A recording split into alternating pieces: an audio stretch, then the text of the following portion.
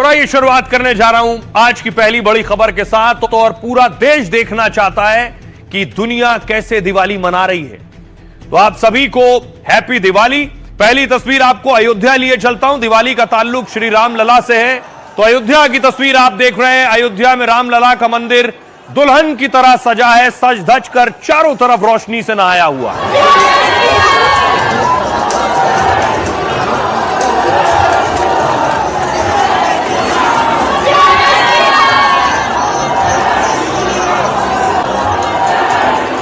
तो मंदिर पूरी तरह से सजा था, लेकिन आज रामलला के दर्शन के लिए देखिए हजारों की भीड़ लगी थी।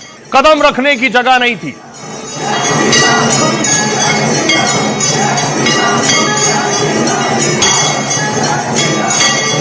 आप देख रहे हैं रामलला के दर्शन के लिए भक्तों का तांता लगा है।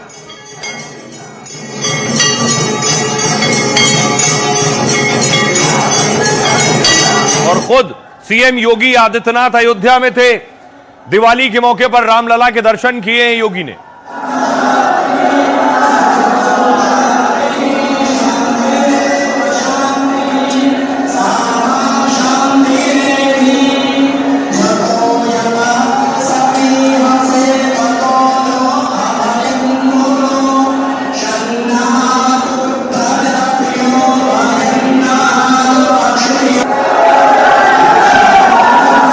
तो योगी अयोध्या में थे तो प्रधानमंत्री नरेंद्र मोदी हर दिवाली की तरह इस बार भी जवानों के बीच थे। पीएम मोदी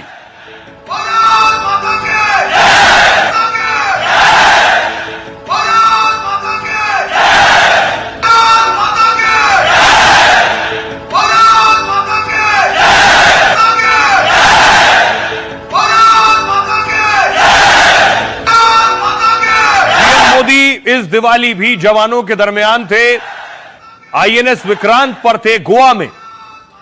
तो योगी मोदी के बाद राहुल गांधी की बात। राहुल गांधी दिवाली के मौके पर मिठाई बना रहे थे। यह वीडियो खुद राहुल गांधी ने साझा किया।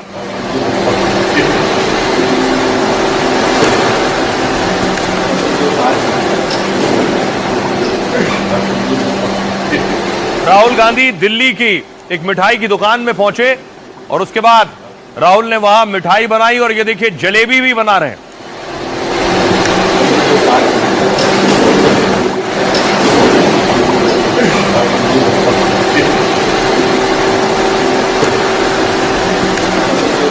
अब आपको लिए चलता हूं बुर्ज खलीफा। बुर्ज खलीफा में भी दिवाली मन रही है। बुर्ज खलीफा की तस्वीर आप देख रहे हैं। दुनिया की सबसे ऊंची इमारत।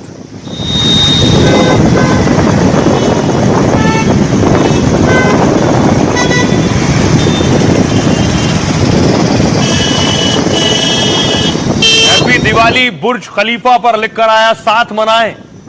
बुर्ज खलीफा के बाद आपको लिए चलता हूं काशी विश्वनाथ। ये काशी की तस्वीर देख रहे हैं। नीचे आप काशी विश्वनाथ देख रहे हैं और आतिशबाजी।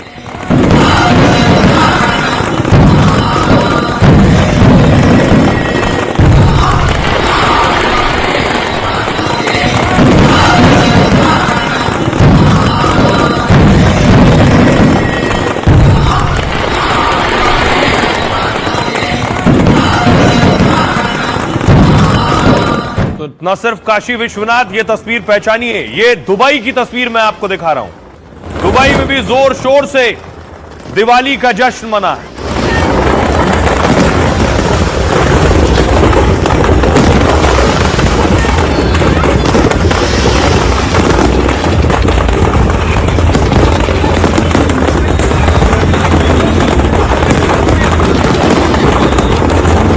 दुबई की आतिशबाजी देखकर यकीन करना मुश्किल है ये हिंदुस्तान में आतिशबाजी हो रही है दुबई में। अब आपको लिए चलता हूं, ये दिल्ली का अक्षरधाम मंदिर है। दिवाली के मौके पर इसे भी दुल्हन की तरह सजाया गया है। चारों तरफ आपको रोशनी रोशनी रोशनी से तरबतर आपको दिख रहा है।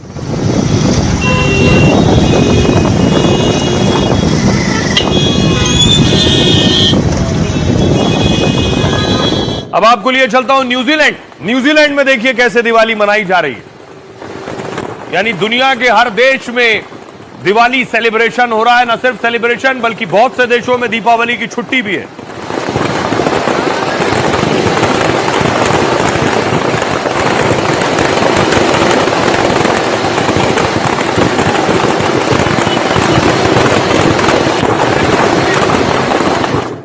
ब्रिटेन के पीएम देखिए कैसे दिवाली मना रहे हैं, खुद अपने साथियों के साथ दिवाली सेलिब्रेट किए, हाथ में उनकी मोमबत्ती आप देख रहे हैं। दिवाली समारोह में शामिल हुए ब्रिटेन के पीएम स्टारमर। अब आपको लिए चलता हूं गोवा, जिस जगह पर दिवाली नहीं मनाई जाती है, नरकासुर का वध किया जाता है गोवा में।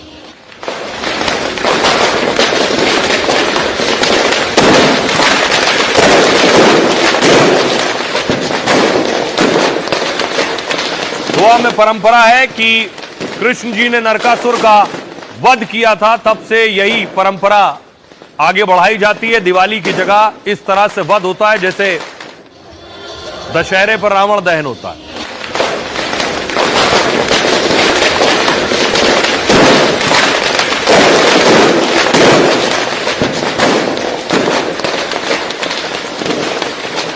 अब देखिए जो इजरायली पर्यटक हैं वो भी किस तरह से दिवाली मना रहे हैं। इजराइल की तस्वीरें आप देखिए। Look at these beautiful diyas. Look at these beautiful flowers. I love Diwali. I love Diwali. I love time with my family. Maybe we can do Rangoli. We can do Rangoli. Look how beautiful. We have a lot. देखिए मुंबई की तस्वीर, पारंपरिक तरीके से मुंबई में दिवाली मनाई जा रही है ढोल नगाड़ों के साथ।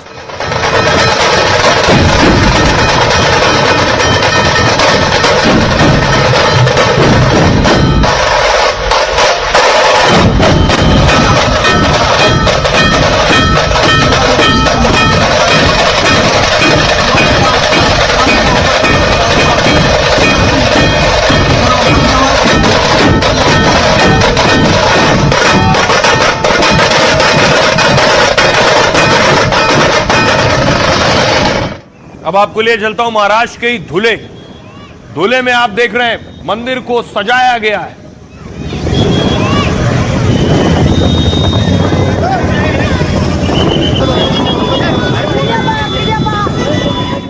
अब आपको लिए चलता हूं श्रीनगर के लाल चौक, कुछ वक्त तक जहां न दिया था न दीपावली, अब देखिए दीपावली मन रही है लाल चौक पर भी। लाल चौक तिरंगे के रंग में नहाया है और देखिए उस चौराहे पर कैंडल जलाई जा रही, दिए जलाए जा रहे हैं और ऑपरेशन सिंदूर लिखा गया है दियों से जगमग है लाल चौक।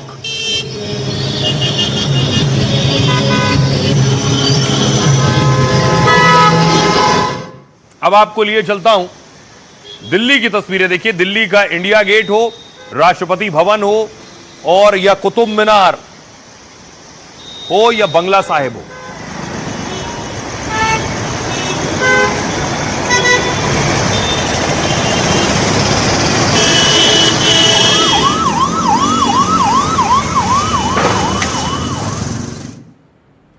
तो बंगला साहब की तस्वीरें आप देख रहे थे।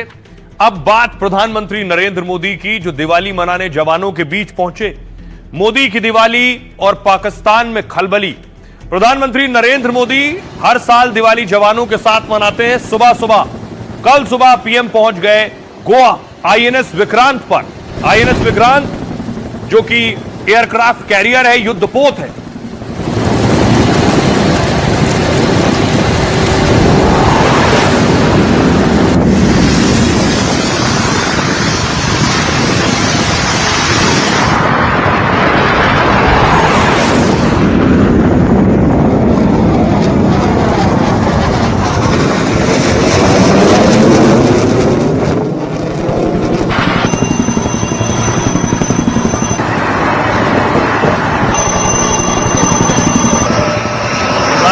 नरेंद्र मोदी जवानों का शौर्य अपनी आंखों से देख रहे थे।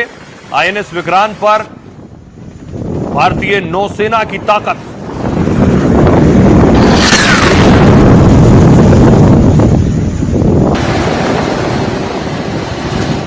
उसके बाद देखिए प्रधानमंत्री रात वहीं रुके, जवानों के साथ उन्होंने रात्रि भोज डिनर भी किया।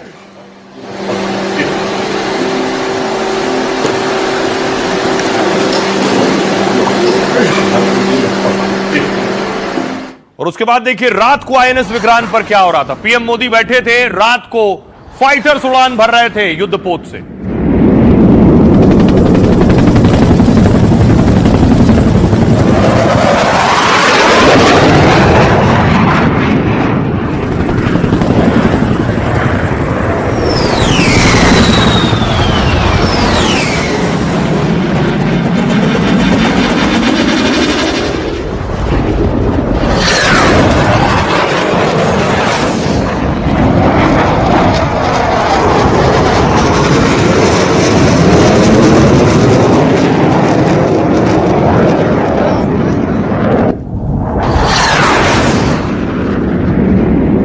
उसके बाद जब सुबह हुई तो प्रधानमंत्री नरेंद्र मोदी जवानों के बीच थे। जवानों ने पीएम का स्वागत किया खास गाने से।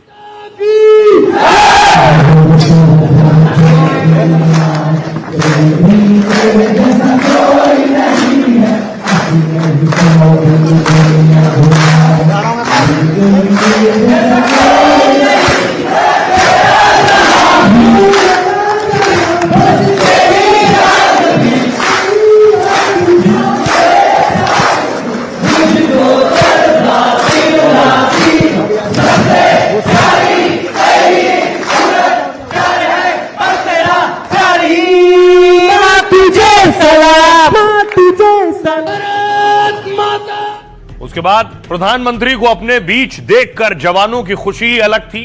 उनको ऐसा लगा, यकीन करना उनके लिए मुश्किल था, पीएम उनके बीच हैं। पीएम मोदी ने फिर जवानों को अपने हाथ से मुंह मीठा कराया। दिवाली के मौके पर उन्हें मिठाई खिलाई अपने हाथों से पीएम मोदी ने। तस्वीर आप देख रहे हैं, पीएम मोदी मिठाई खिलाते हुए।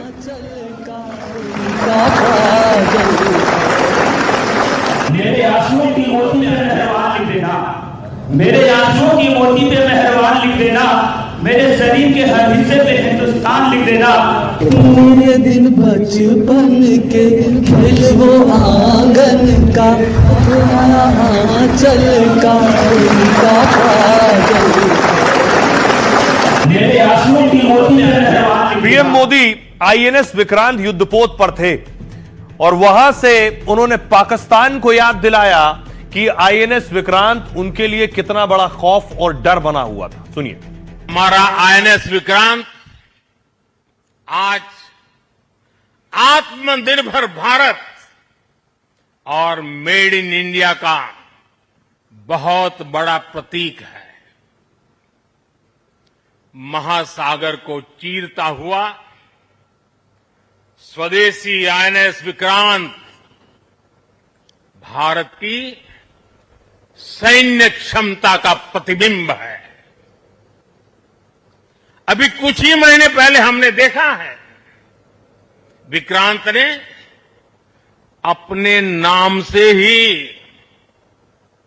पूरे पाकिस्तान की रातों की नींद उड़ा दी थी।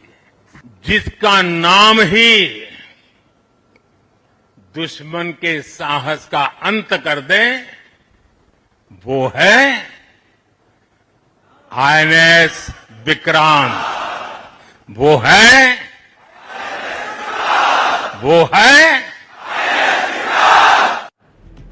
तो प्रधानमंत्री खुद इस आईएनएस विक्रांत पर थे, जिस पे फाइटर्स भी थे।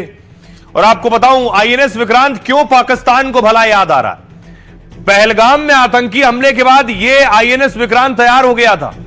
अरब सागर में भारत का एक ताकतवर पोत पूरी तरह से तैयार था और आईएनएस विक्रांत तब गोवा के करवर तट पर ही तैनात किया गया था। उस वक्त समंदर में 36 वॉरशिप तैयार थे, 7 डिस्ट्रॉयर और पनडुब्बियां पूरी तरह से अलर्ट पर थीं। इसके निशाने पर पाकिस्तान का कराची और ग्वादर बंदरगाह था। पाकिस्तान का कराची पोर्ट पूरी तरह से तबाह हो जाता। कराची एयरपोर्ट पाकिस्तान की दरअसल लाइफलाइन है, जिंदगी है। पाक का सबसे बड़ा और व्यस्तम हवाई अड्डा भी है। कराची पाकिस्तान की आर्थिक राजधानी भी है। यहां पर हमले से पाकिस्तान पूरी तरह तबाह हो जाता। नौसेना को सिर्फ एक आदेश का इंतजार था। पाकिस्तान इसकी तैनाती भर से टेंशन में था कि आईएनएस विक्रांत कहां है। पाक के पास इसका मुकाबला करने के लिए कोई कैरियर नहीं है। पाक अर्थव्यवस्था के साथ सैन्य रणनीति को गंभीर झटका लग सकता था अगर यह आईएनएस विक्रांत अटैक कर देता पाकिस्तान के कराची पर। आइए आपको बताऊं, प्रधानमंत्री नरेंद्र मोदी आईएनएस विक्रांत पर जाने के पीछे दुश्मनों को एक संदेश भी था कि ये हमारा जो हथियार था जिसका हमने अभी इस्तेमाल नहीं किया है, वो आप तबाह और नेस्तनाबूद बर्बाद कर सकता है। आईएनएस विक्रांत।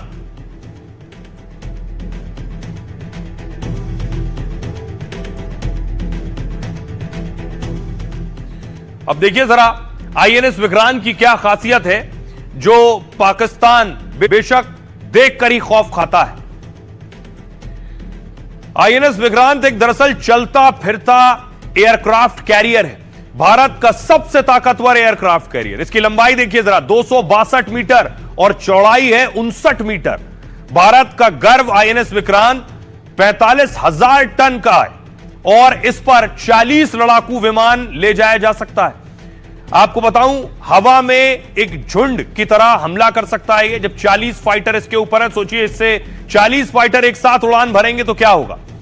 14 मंजिल इमारत जितना आकार का है ये, यानी 14 floor, hospital, swimming pool, modern kitchen से लैस है ये। 45 दिन तक समुद्र में बिना रुके रह सकता है। 2 फुटबॉल फील्ड जितना बड़ा इसका रनवे होता है। आईएनएस विक्रांत सिर्फ जहाज नहीं, एक पूरा वॉर जोन है ये। 32 बराक 8 मिसाइल तैनात किए गए इस पे, 16 ब्रह्मोस मिसाइल इस पर तैनात। पाक के पास इसके मुकाबले का कोई कैरियर नहीं, कोई युद्धपोत नहीं है। पानी के रास्ते ये भारत की जीत की गारंटी भी है। सुनिए जरा इस आईएनएस विक्रांत पर क्या कुछ कह रहे हैं पीएम मोदी। जब आईएनएस विक्रांत को देश को सौंपा जा रहा था तो मैंने कहा था, विक्रांत विशाल है, विराट है, विहंगम है, विक्रांत विशिष्ट है, विक्रांत विशेष भी है। विक्रांत केवल एक युद्धपोत नहीं है, ये 21वीं सदी के भारत के परिश्रम, प्रतिभा, प्रभाव और प्रतिबद्धता का प्रमाण है। आप सबको याद होगा, जिस दिन देश को स्वदेशी आईएनएस विक्रांत मिला था, उसी दिन भारतीय नौसेना ने गुलामी के एक बड़े प्रतीक चिन्ह का त्याग कर दिया था। तो पीएम मोदी सिर्फ आईएनएस विक्रांत का जिक्र नहीं कर रहे थे, पाकिस्तान को आईएनएस विक्रांत ही सिर्फ नहीं डरा रहा था, एक वो भी चीज थी जो पाकिस्तान को सबसे ज्यादा खौफजदा करती है, वो है ब्रह्मोस मिसाइल। ब्रह्मोस की खेप जो लखनऊ में बन रही थी, वो खेप जा चुकी है, यानी एक खेप बन गई और हर साल लगभग 100 से 150 ब्रह्मोस मिसाइल लखनऊ में तैयार होगी इस यूनिट में। सुनिए जरा, प्रधानमंत्री ने ब्रह्मोस और पाकिस्तान का भी जिक्र किया। साथियों, हमारी ब्रह्मोस और आकाश जैसी मिसाइलों ने ऑपरेशन सिंदूर में भी अपनी क्षमता साबित की है। ब्रह्मोस को तो नाम ही ऐसा है कि सुनते ही कई लोगों को चिंता हो जाती कि ब्रह्मोस आता है क्या। अब दुनिया के कई देश इन मिसाइलों को खरीदना चाहते हैं। अब पीएम मोदी कह रहे हैं ब्रह्मोस का नाम लेते ही बहुत से देशों को चिंता हो जाती है। अब देखिए, लखनऊ में भारत की पहली फुल स्केल असेंबली यूनिट तैयार हो रही ब्रह्मोस की, जहां घातक ब्रह्मोस मिसाइल की असेंबलिंग की जाती है। इसमें सालाना 80 से 100 मिसाइलों का उत्पादन होगा, जिसे आगे बढ़ाकर 150 मिसाइल करने का प्लान है, जिससे भारत की जरूरत पूरी करने के साथ निर्यात भी होगा। ब्रह्मोस भारत की एक स्वदेशी और घातक मिसाइल भी है। ब्रह्मोस मिसाइल की रेंज है 290 से 400 किलोमीटर के बीच। भविष्य में इसकी रेंज सोचिए 500 किलोमीटर से ज्यादा हो सकती है, यानी पाकिस्तान के ज्यादातर ठिकाने ब्रह्मोस के रडार पर होंगे। रक्षा मंत्री ने कहा, ब्रह्मोस के निशाने पर पाक की 1-1 इंच जमीन है। रक्षा मंत्री ने कहा, ब्रह्मोस के निशाने पर हर पाकिस्तान का वो टारगेट है। भारतीय सेना, नौसेना, वायुसेना तीनों के पास ब्रह्मोस दी जा चुकी है, तीनों को। ऑपरेशन सिंदूर में ब्रह्मोस मिसाइल ने निर्णायक भूमिका निभाई। दावा है कि भारत ने सुखोई 30 MK-1 विमान से ब्रह्मोस दागी थी, जिसने पाक में 300 किलोमीटर घुसकर आतंकी अड्डे तबाह कर दिए थे। सटीक हमले और रेंज के चलते ब्रह्मोस की दुनिया में डिमांड है। सोचिए, फिलीपींस से 3000 करोड़ से ज्यादा की ब्रह्मोस की डील हुई है। ब्रह्मोस मिसाइल की पहली खेप भारत फिलीपींस को सौंप भी चुका है। वियतनाम भी भारत से ब्रह्मोस मिसाइल खरीदना चाहता है। भारत ब्रह्मोस, आकाश, तेजस, ड्रोन जैसे हथियार निर्यात करता है। तो प्रधानमंत्री जब आईएनएस विक्रांत की बात करते हैं, ब्रह्मोस की बात करते हैं, तो उसका मकसद और मतलब यह होता है कि भारत हथियार बना रहा है। न सिर्फ बना रहा है देश के लिए, बल्कि हथियारों का निर्यात भी करेगा बहुत जल्दी। नाग मिसाइल का टेस्ट किया भारत ने, एंटी टैंक मिसाइल है नाग। न सिर्फ नाग बल्कि तेजस जो भारत में निर्मित है, उसकी भी पहली उड़ान हुई।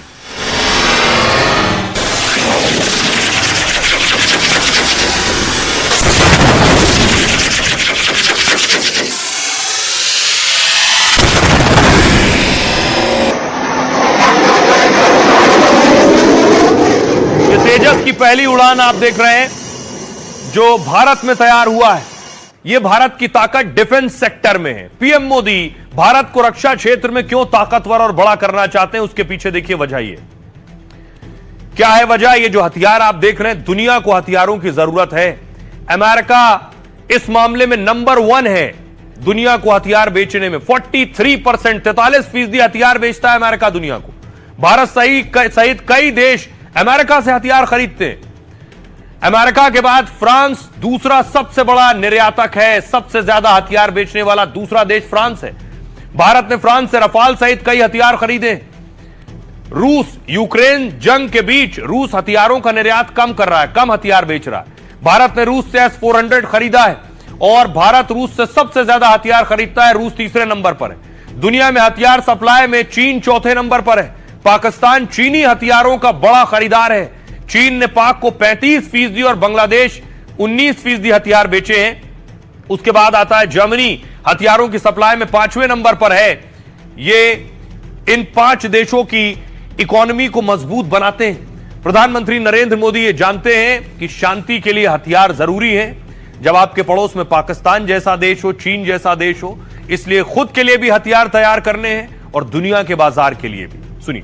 भारत तीनों ही सेनाओं के लिए हथियार और उपकरण एक्सपोर्ट करने की क्षमता बिल्ड कर रहा है।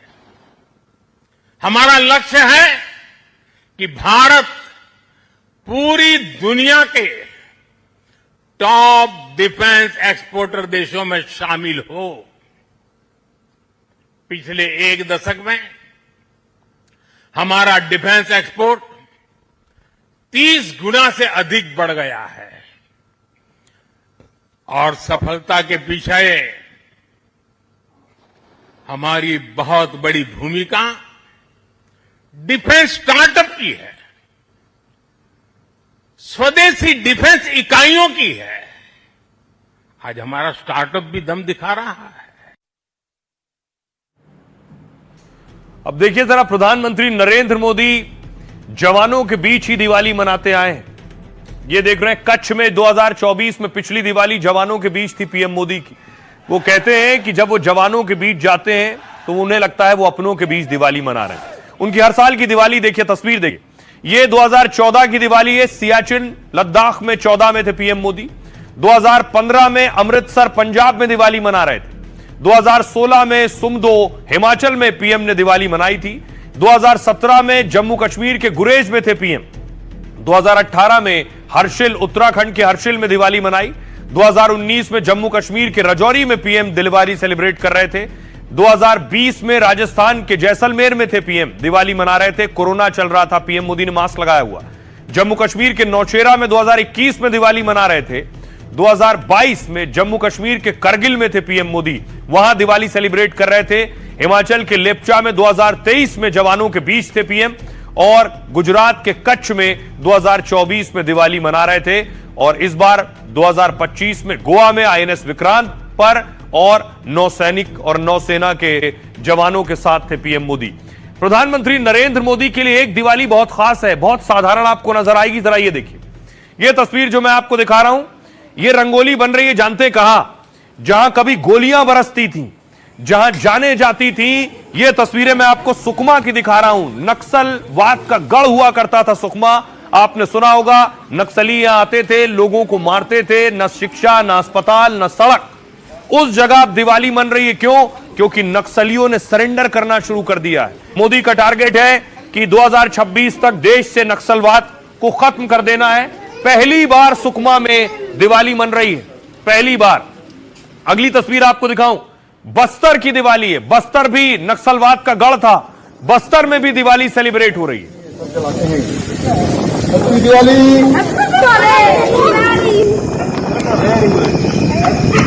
ये पहली बार है, सोचिए, बस्तर के किसी गांव में दीपावली बच्चे मना पा रहे हैं।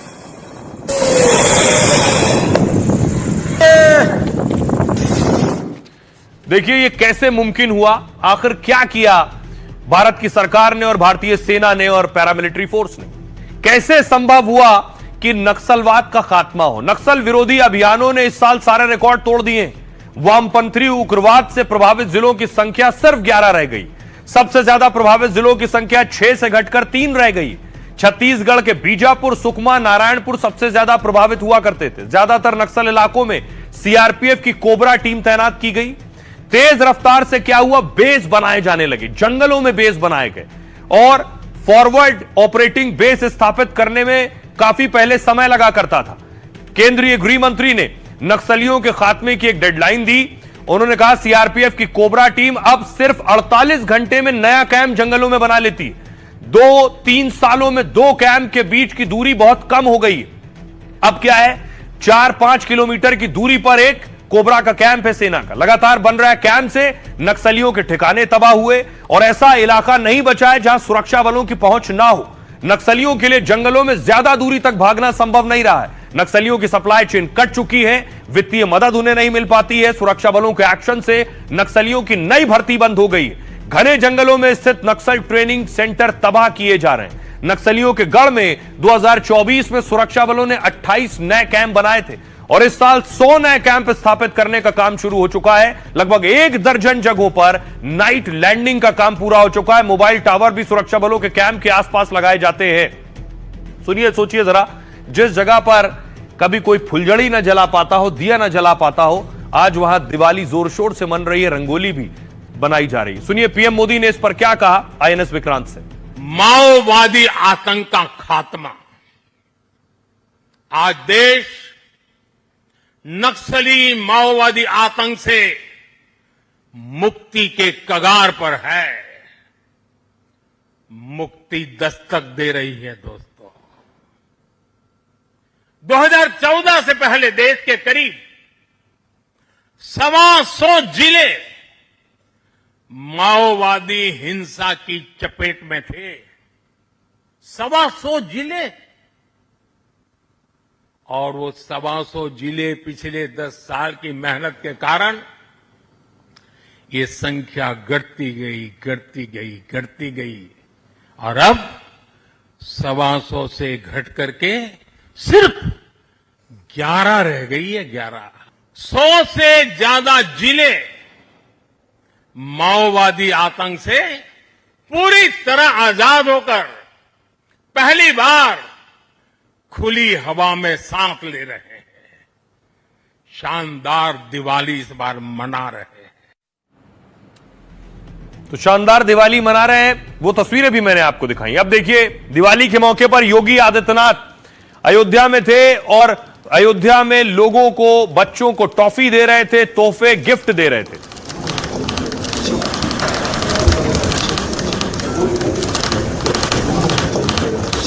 अरे कुछ खाएगी, लड्डू खाएगी रे।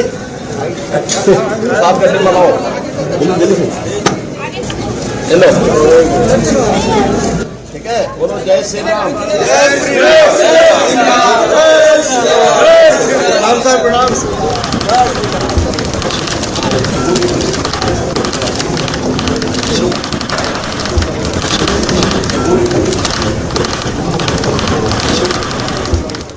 योगी ने देखिए जो सफाई कर्मी है अयोध्या में, उन्हें भी तोहफे दिए दिवाली के मौके पर।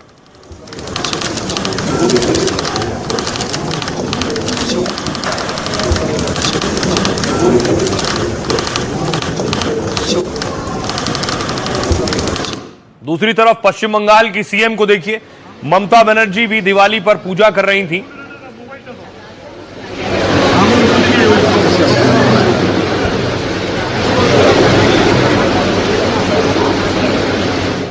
काशी से एक तस्वीर आई जहां मुस्लिम महिलाएं पूजा कर रही हैं, दिवाली के मौके पर आरती कर रही हैं।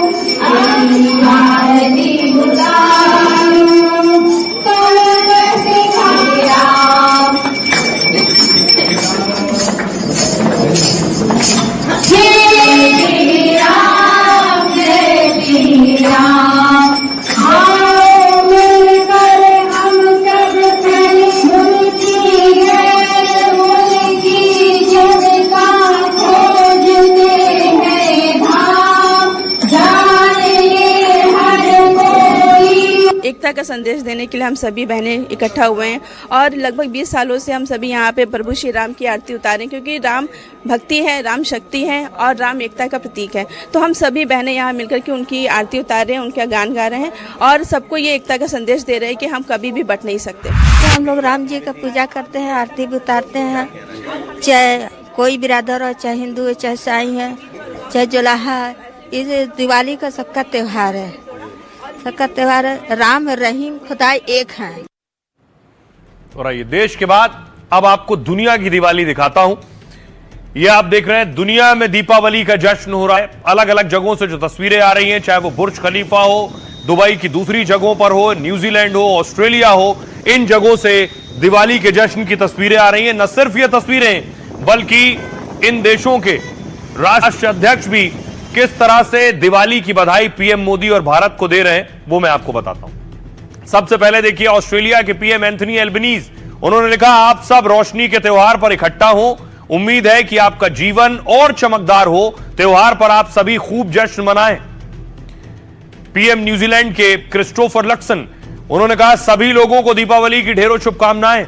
यह दिन बुराई पर अच्छाई की जीत का प्रतीक है और आप सभी की जिंदगी सकारात्मकता से भरी रहे। शेख मोहम्मद बिन राशिद, पीएम यूएई, दिवाली मना रहे सभी लोगों को शुभकामनाएं। यह रोशनी का पर्व आपको और शांति और खुशहाली दे। सिंगापुर के पीएम ने कहा, यह अंधेरे पर रोशनी की जीत का प्रतीक है। दीपावली की रोशनी न सिर्फ घर सजाती है बल्कि दिलों को भी भरती है। दिवाली की बधाई। भारत में ईरानी दूतावास ने कहा, दिवाली पर भारत सरकार और लोगों को बहुत बहुत बधाई। रोशनी का पर्व शांति और समृद्धि लाए, साथ ही हमारे देशों की दोस्ती भी बढ़ती रहे। आइए आपको सुनवाता हूं, सुनिए जरा दुनिया के नेता क्या कह रहे हैं। Happy Diwali everyone, as families and friends come together. सभी लोगों को दीपावली की ढेरों शुभकामनाएं। ये दिन बुराई पर अच्छाई की जीत का प्रतीक है। आप सभी की जिंदगी सकारात्मकता से भरी रहे। Hope over despair and good over evil. I wish everyone a very happy Diwali. आप सब रोशनी के त्योहार पर इकट्ठा हो, उम्मीद है कि आपका जीवन और चमकदार हो, त्योहार पर आप सभी खूब जश्न मनाएं। May it be an absolutely wonderful celebration. Dinya Deepavali Vartika. अब देखिए जरा, दुनिया के नेताओं को सुन लिया आपने, तो दुनिया के बहुत से देश हैं, वहां कैसे दिवाली मनती है मैं आपको बताऊं। यह तस्वीर आप नेपाल की देख रहे हैं। नेपाल में दिवाली को तिहार या स्वंती के नाम से जाना जाता है। यह त्योहार 5 दिनों तक चलता है। तीसरे दिन लक्ष्मी की पूजा होती है। यहां दिवाली पर देवताओं के साथ जानवरों का भी सम्मान होता है। इनमें कौवे, कुत्ते, गाय और बैल को भी त्योहार पर भोजन दिया जाता है। श्रीलंका की तस्वीर देखिए। श्रीलंका में दिवाली जैसे दीपावली कहा जाता है और इसे बुराई पर अच्छाई की जीत का प्रतीक माना जाता है। रंगों में रंगोली बनाई जाती है घरों में और मिट्टी के दिए जलाए जाते हैं। एक दूसरे को मिठाई और उपहार दिए जाते हैं। श्रीलंका के अलावा यह तस्वीर देख रहे हैं आप मलेशिया की। मलेशिया में दिवाली को ग्रीन दीपावली के नाम से मनाया जाता है और यहां इस दिन राष्ट्रीय अवकाश होता है।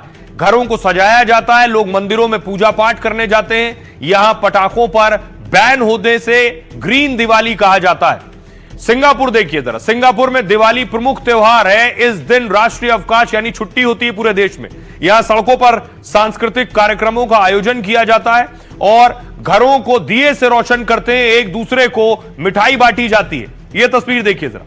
ये यहां जो है, यह तस्वीर दिवाली पर सौहार्द, धार्मिक सौहार्द और एकता का प्रतीक है। मॉरिशस की तस्वीर आप देख रहे हैं। शाम के वक्त पूरा दीप जो है ये दियों की रोशनी से जगमगा रहा होता है। दिवाली यहां के प्रमुख त्योहारों में शामिल है। राष्ट्रीय अवकाश होता है इस दिन। दिवाली को, यह तस्वीर आप देख रहे हैं फिजी की। दिवाली को यहां एकता, दया और उत्सव के संदेश के साथ मनाया जाता है। लोग नए कपड़े पहनते हैं और दोस्तों पड़ोसियों के साथ मिठाइयां बांटते हैं। स्कूलों, ऑफिस में दिवाली मनाई जाती है और इस दिन राष्ट्रीय अवकाश यानी सबकी छुट्टी होती है। ये गुयाना की तस्वीर आप देख रहे हैं। दिवाली मनाने की परंपरा 19वीं सदी में भारत से आए मजदूरों ने शुरू की। यहां पर पूरे भारतीय रीति रिवाज के साथ दिवाली का त्योहार मनाते हैं। दक्षिण अमेरिका के देश गुयाना में लगभग 1/3 आबादी हिंदू है। ये ब्रिटेन की तस्वीर देख रहे हैं। लेसेस्टर की दिवाली दुनिया में सबसे बड़ी और नॉन इंडियन दिवाली मनाई जाती है। यहां हर साल 40,000 से ज्यादा लोग दिए जलाने और आतिशबाजी देखने आते हैं। जगह जगह पर सांस्कृतिक कार्यक्रम, भजन कीर्तन और बॉलीवुड डांस होते हैं। कई जगहों पर बच्चे रामायण के सीन भी प्रस्तुत करते हैं। यहां ये दुनिया के अलग अलग देशों में किस तरह दिवाली मनाते हैं ये आपने देखा। अब कुछ लोगों के लिए बहुत खास दिवाली इसलिए है क्योंकि चुनाव है। बिहार में किसकी दिवाली होगी, बात यह है। बिहार में आखिर असली दिवाली कौन मनाने जा रहा है? सबसे पहले देखिए जरा सीएम क्या कर रहे हैं। बिहार के सीएम नीतीश कुमार दिया जला रहे हैं। अब सवाल चारों तरफ यही विरोधी पूछ रहे हैं, नीतीश दोबारा सीएम बनेंगे या नहीं बनेंगे? तो असली दिवाली बिहार में नेताओं के लिए तो 14 नवंबर को होगी, नतीजे आने के बाद।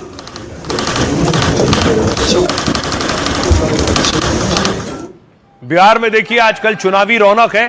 सम्राट चौधरी डिप्टी सीएम का रोड शो था आज। जिंदाबाद जिंदाबाद जिंदाबाद नीतीश कुमार जिंदाबाद जिंदाबाद जिंदाबाद।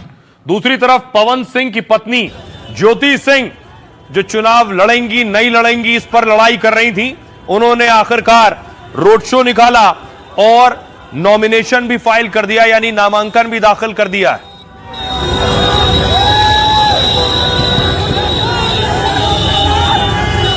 ये देखिए ज्योति सिंह मंदिर पहुंची हैं, दर्शन किए हैं, उसके बाद फिर नामांकन दाखिल करने गई।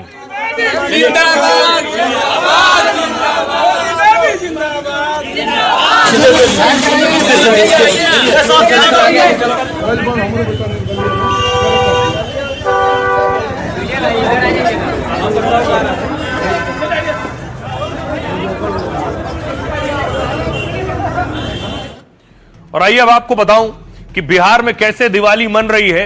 असली दिवाली तो 14 को होगी नेताओं के लिए, लेकिन 11 लाख दिए मुंगेर में जलाए गए।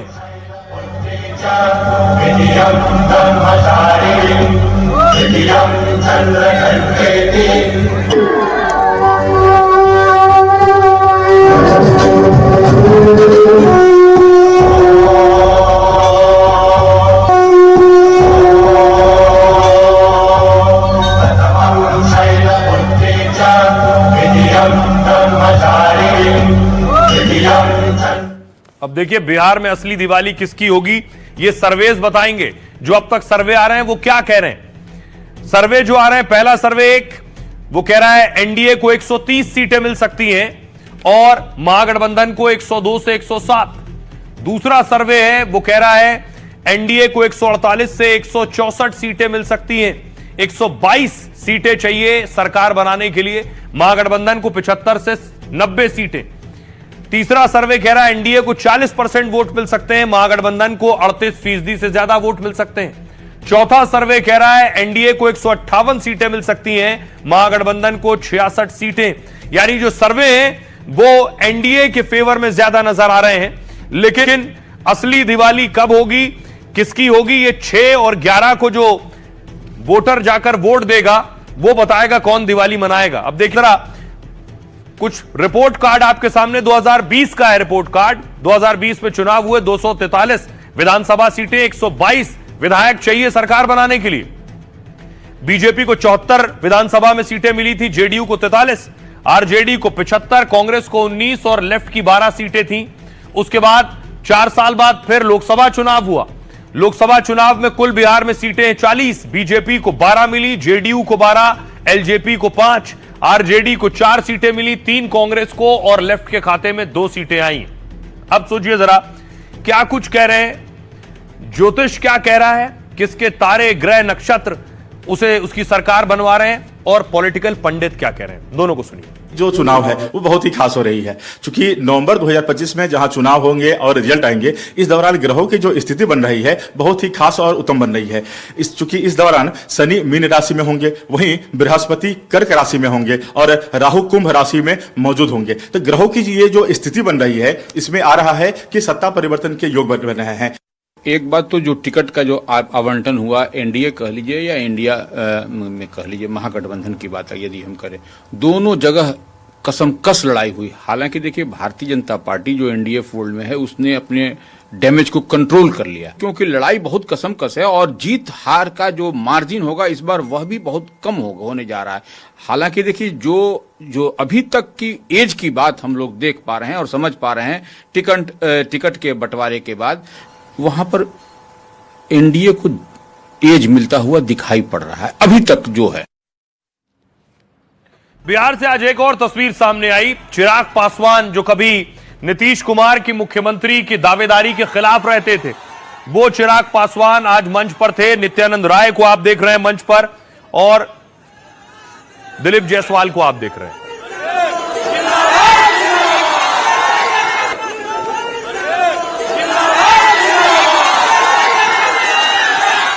अब एक और सवाल दिवाली के मौके पर कि नीतीश कुमार क्या मुख्यमंत्री बनेंगे? असली दिवाली तो उनकी तब होगी जब वो 14 को सीएम बन पाए। उसके बाद एनडीए की जीत के बाद अगले सीएम को लेकर सस्पेंस है।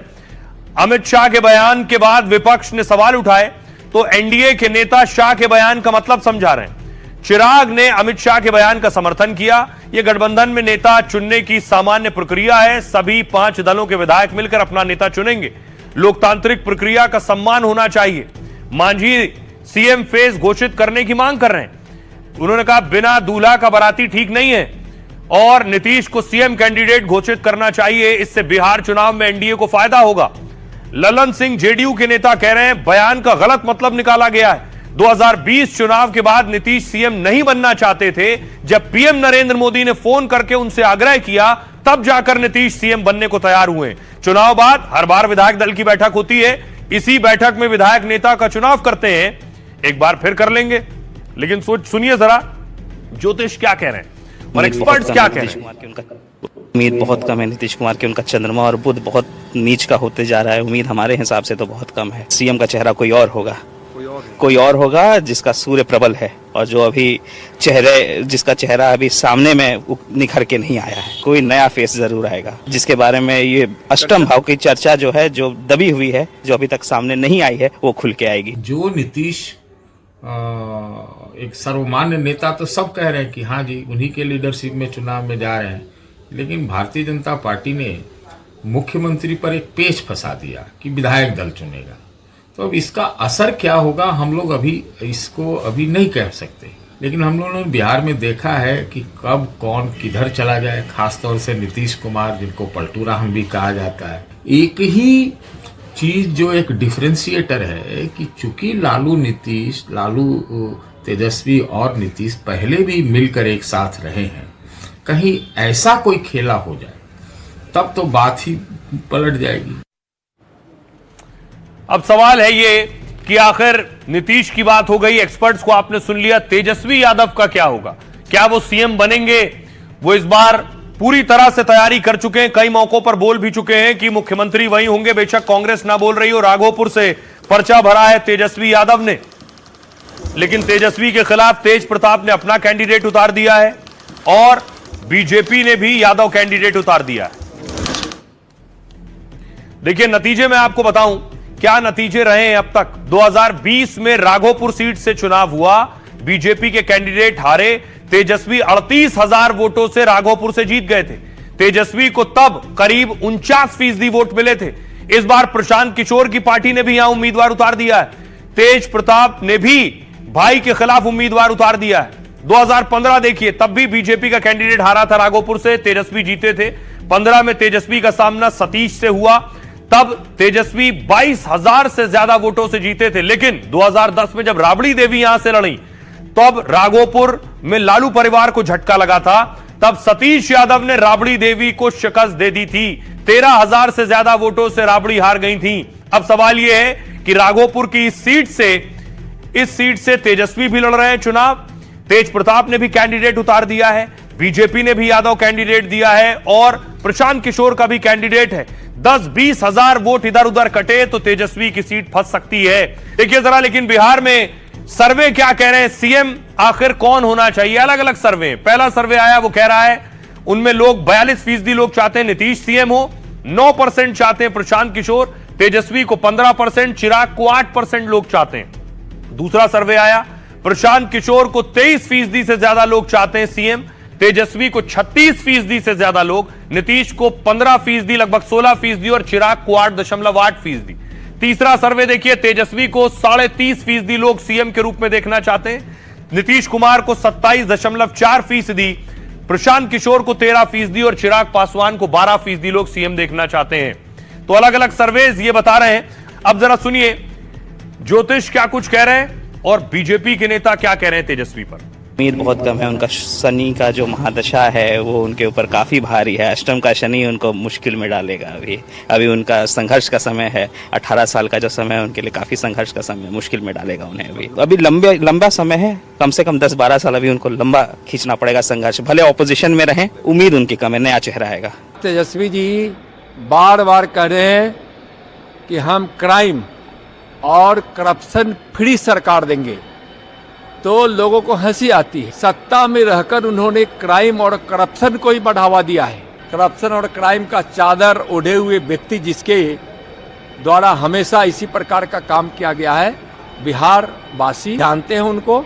घमंडिया गठबंधन का सुपड़ा साफ होने वाला है। देखिए, एक तरफ खींचतान मची है, लेकिन राहुल गांधी कहां है? तस्वीर दिखाऊं आज राहुल गांधी कहां थे। कांग्रेस नेता राहुल गांधी ने इस बार अनूठे अंदाज में दिवाली मनाई है। दिवाली पर सुबह सुबह राहुल गांधी पुरानी दिल्ली में मिठाई की मशहूर दुकान घंटेवाला पर पहुंच गए। यहां उन्होंने कर्मचारियों से मिठाई बनाना सीखा और फिर खुद भी मिठाई बनाने में हाथ आजमाए। दुकान के कर्मचारियों के साथ इमरती और बेसन के लड्डू भी अपने हाथों से तैयार किए। इस दौरान राहुल गांधी काफी देर तक दुकान में ही रहे। उन्होंने बाकी मिठाइयों को भी बनाने का तरीका देखा और वहां मौजूद ग्राहकों और कर्मचारियों के साथ बातचीत की। राहुल ने खुद मिठाई की दुकान का एक वीडियो सोशल मीडिया पर शेयर किया। इस वीडियो के साथ उन्होंने लिखा, दीपावली की असली मिठास सिर्फ थाली में नहीं बल्कि रिश्तों और समाज में भी होती है। सदियों पुरानी इस प्रतिष्ठित दुकान की मिठास आज भी वही है, खालिस, पारंपरिक और दिल को छू लेने वाली। राहुल का इस दुकान से पुराना कनेक्शन है। इस दुकान की मिठाई के मुरीद जवाहरलाल नेहरू से लेकर राजीव गांधी तक रहे हैं और खास बात यह कि राजीव गांधी की शादी में मिठाई इसी दुकान से जा चुकी है। अब दुकान के मालिक ने राहुल गांधी से कहा है, मुझे अब आपकी शादी का इंतजार है, आप जल्द से जल्द शादी करें और मिठाई का ऑर्डर हमें ही दें। पुरानी दिल्ली में घंटेवाला मिठाई की दुकान करीब 237 साल पुरानी है। आइए अब आपको सुनवाता हूं, सुनिए जरा कि मिठाई के दुकान वाला क्या कह रहा है।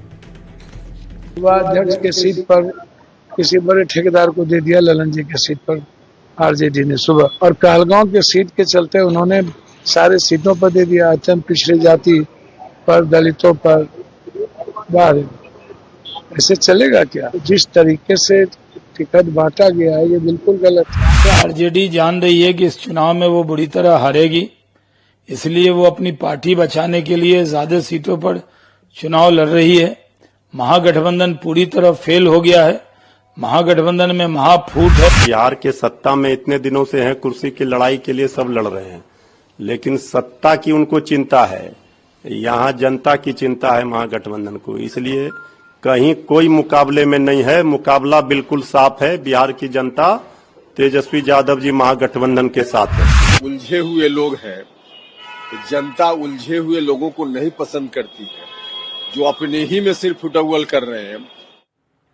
तो आप सुन रहे थे महागठबंधन पर सियासतदान क्या कुछ कह रहे हैं। आइए अब आपको बॉर्डर पर लिए चलता हूं। बॉर्डर पर देखिए जरा, जैसलमेर की तस्वीर आप देख रहे हैं। भारत पाकिस्तान का बॉर्डर है, जंग भी हो चुकी है यहां। जैसलमेर में बॉर्डर पर दिवाली।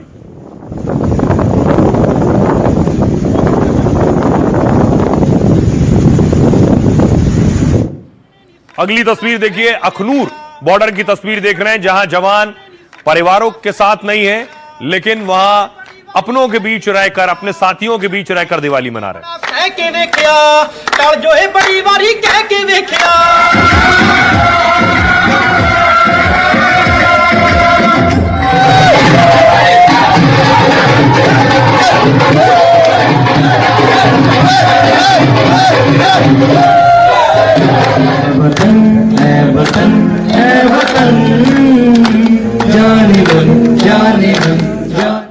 कुपवाड़ा की दिवाली देखिए जरा। कुपवाड़ा में जवान हैं और ठंड देखिए किस कदर है कुपवाड़ा में।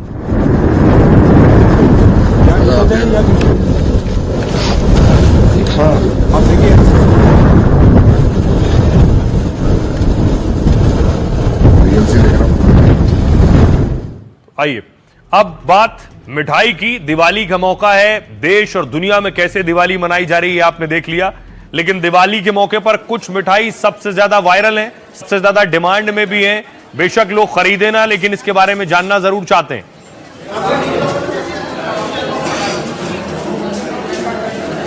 तो सबसे पहले मैं आपको बताऊं, जयपुर में देश की सबसे महंगी मिठाई मिल रही है और इस खास मिठाई का नाम है स्वर्ण प्रसादम। इसकी कीमत 1,11,000 रुपए प्रति किलो है।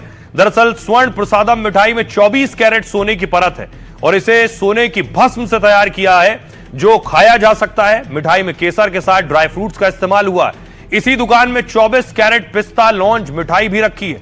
पिस्ता लॉन्ज मिठाई की कीमत 7,000 रुपए किलो है। 24 कैरेट सोने से बनी काजू कतली के दाम 3,500 रुपए प्रति किलो है। साथ ही 24 कैरेट लड्डू 2,500 रुपए प्रति किलो में बिक रहे हैं। दुकान में 24 कैरेट गोल्ड से बनी एक रसमलाई 400 रुपए की है। दिवाली पर एक और मिठाई बहुत डिमांड में है, इसका नाम है स्वर्ण भस्म पाक, जिसकी कीमत 70,000 रुपए प्रति किलो है। स्वर्ण भस्म पाक को सोने और चांदी की राख से बनाया जाता है। इसमें अफगानिस्तान के खास मामरा बादाम भी इस्तेमाल होता है और ऐसे में इस मिठाई को स्वास्थ्यवर्धक भी माना जाता है। मिठाई के बाद आइए आपको दिखाता हूं एक और तस्वीर। यह तस्वीर आप देख रहे हैं, मिठाई के बाद गिफ्ट की बात होती है, एक दूसरे को तोहफा दिया जाता है।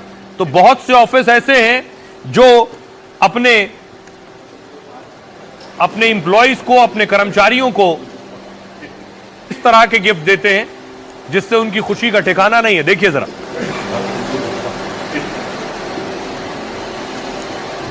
दिवाली के त्योहार में देश भर में तमाम कंपनियां अपने कर्मचारियों को गिफ्ट देती हैं।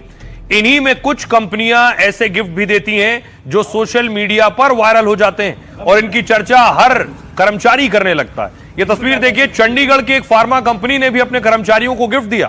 कंपनी ने दिवाली गिफ्ट में अपने कर्मचारियों को महंगी कार दी।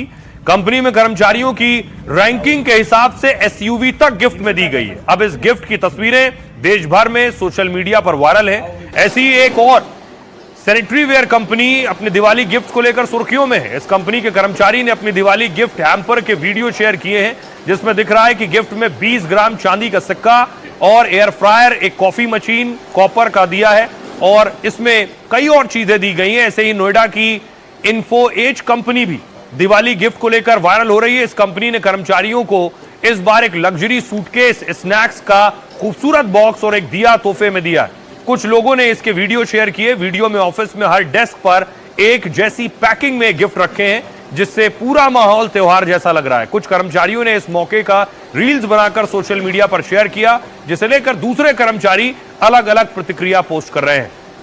आइए आपको सुनवाऊं, सुनिए जरा जिन्होंने एसयूवी दी मालिक क्या कह रहे हैं। इस बार मेरी लाइफ का 51 कार्स का रिकॉर्ड बन रहा है। मेरा एक ही मैसेज है, मेरे लाइफ में बड़े फेलियर था। यूथ को एक ही चीज बताना चाहता हूँ कि जो जिंदगी है ना, ये भगवान का बहुत बड़ा गिफ्ट है। यहाँ सपने जरूर देखो। मेरा एक डायलॉग भी है, अपने तो सिर्फ अपने होते हैं मेरे दोस्त, और सपने भी सिर्फ अपने होते हैं। तो हमने कोशिश की है कि इन यूथ को कार्स प्रोवाइड की जाए और इनके भी सपने में 4 चांद लग जाए, पंख लग जाए। अब एक दिलचस्प बात आपको बताऊं, दीपावली का कनेक्शन उल्लू से भी है।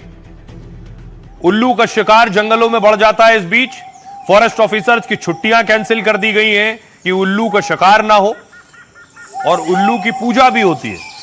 तस्वीर देखिए जरा, ये सहारनपुर की तस्वीर मैं आपको दिखा रहा हूं। लोग बैठकर उल्लू की पूजा कर रहे हैं। शांति रेव शांति शांति। त्योहार नजदीक आते ही उल्लुओं की जान खतरे में आ जाती है।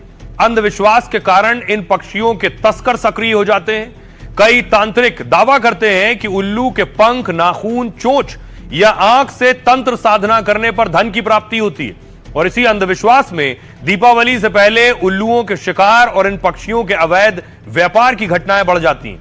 इनकी कीमत 1 लाख से लेकर 1 करोड़ रुपए तक लगाई जाती है।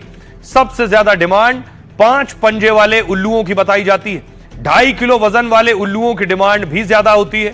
भारत में लगभग 36 और उत्तराखंड में उल्लू की 9 प्रजातियां मौजूद हैं, जबकि पूरी दुनिया में उल्लू की करीब 225 प्रजातियां पाई जाती हैं। उल्लू न केवल सांस्कृतिक दृष्टि से बल्कि पर्यावरण की दृष्टि से महत्वपूर्ण है। यह खेतों में चूहों, कीड़ों और छोटे जीवों की संख्या को नियंत्रित करता है और इसी कारण उल्लू को किसानों का मित्र पक्षी भी कहा जाता है। दिवाली पर उल्लुओं की तस्करी की वजह से देश भर में वन विभाग हाई अलर्ट पर है। अब एक खास बात और कि हर जगह दिवाली मनाई जाती हो ऐसा जरूरी नहीं है। एक तस्वीर ये देखिए जरा, गोवा की तस्वीर मैं आपको दिखा रहा हूं। यहां दिवाली नहीं मनाई जाती है, यहां नरकासुर का वध होता है।